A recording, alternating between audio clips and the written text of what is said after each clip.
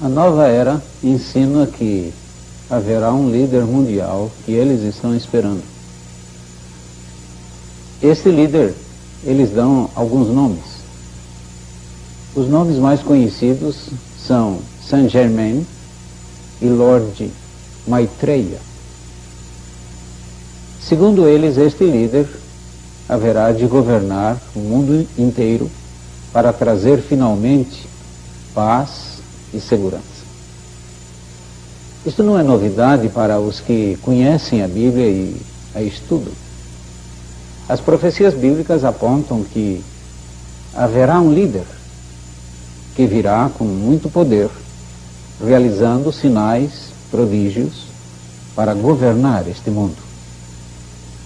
Acontece que este líder, tão esperado e tão proclamado pela nova era, nada mais é do que o anticristo apontado pela Bíblia. E ele virá, segundo as profecias, para se opor a tudo quanto é relacionado a Deus e à pessoa do Senhor Jesus Cristo. Prometerá a paz, prometerá a segurança, e durante um pequeno período de tempo, até que haverá alguma paz. Como diz a Bíblia, quando disserem paz e segurança, sobrevirá repentina destruição. Já existe a Constituição Federativa do planeta Terra, o que seria a Carta Magna do planeta, onde estão estipuladas as leis que hão de governar o mundo sob a mão do anticristo. Haverá uma hierarquia, haverá delegações em todas as partes do mundo, de tal maneira que nenhum recanto do planeta Terra estará sem a fiscalização deste líder. Será uma maneira de controlar todas as pessoas.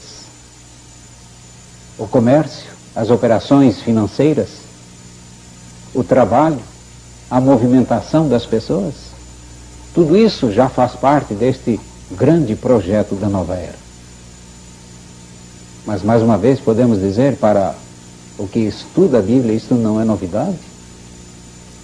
A Bíblia fala de que o anticristo controlará todas as pessoas e que até o comércio. O movimento da nova era hoje se apresenta à humanidade quase completamente camuflada pela cultura popular. É preciso que estejamos atentos a essa infiltração de ensinamentos da nova era em todos os níveis da sociedade. A conhecida série cinematográfica Guerra nas Estrelas popularizou em muito as ideias básicas sobre Deus na nova era, principalmente os aspectos hinduístas que compõem a ideia de Deus. Deus é apresentado como uma força.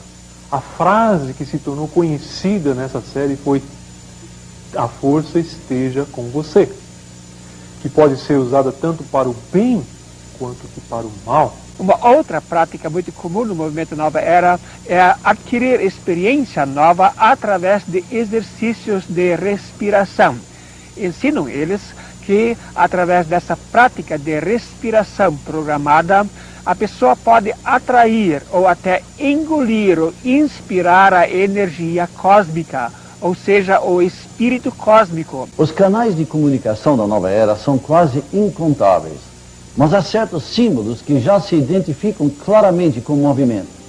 Peter Unruh é um pesquisador evangélico bastante versado nessa questão. Provavelmente o símbolo mais usado pelo movimento Nova Era é o arco-íris. Realmente, essa expressão arco-íris já tem uma conotação do paganismo.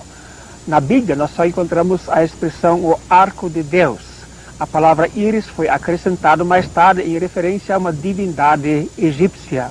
O arco-íris, conforme a fundadora do movimento Nova Era, Helena Blavatsky, seria uma ponte espiritual ou mental ligando a mente da pessoa com a hierarquia espiritual, que seriam os espíritos caídos, e chegando finalmente então até Lúcifer.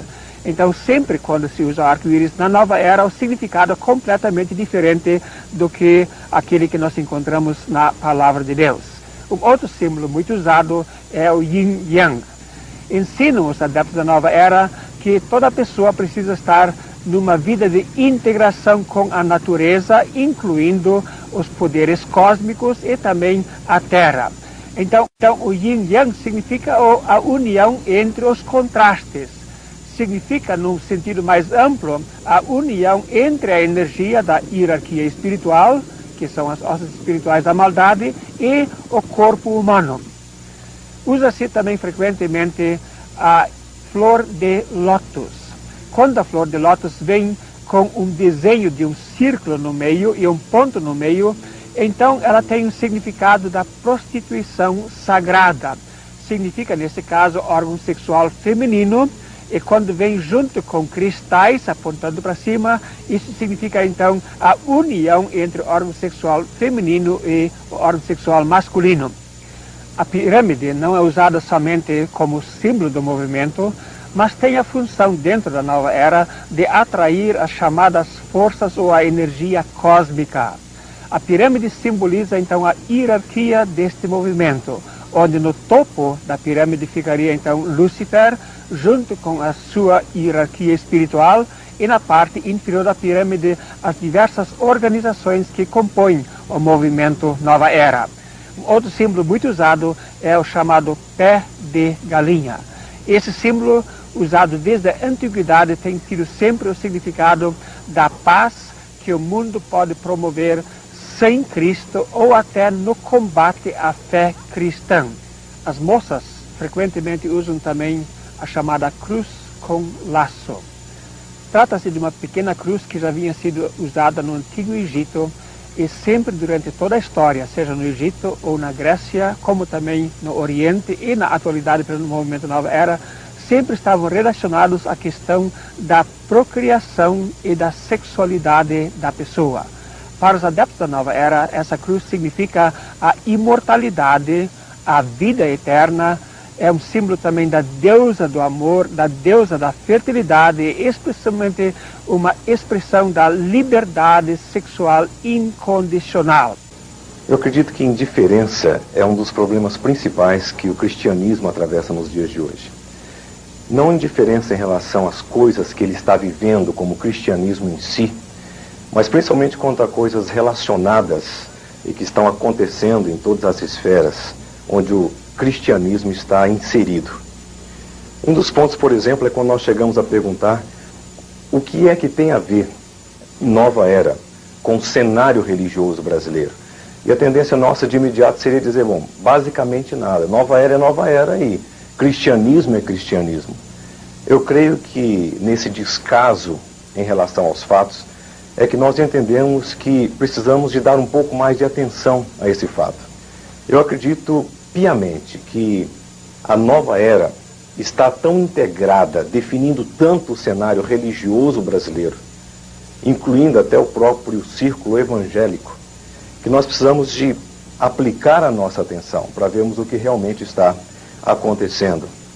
Basicamente, o que tem sido oferecido ao cristianismo é a proposta, eu diria, como que de um barco furado.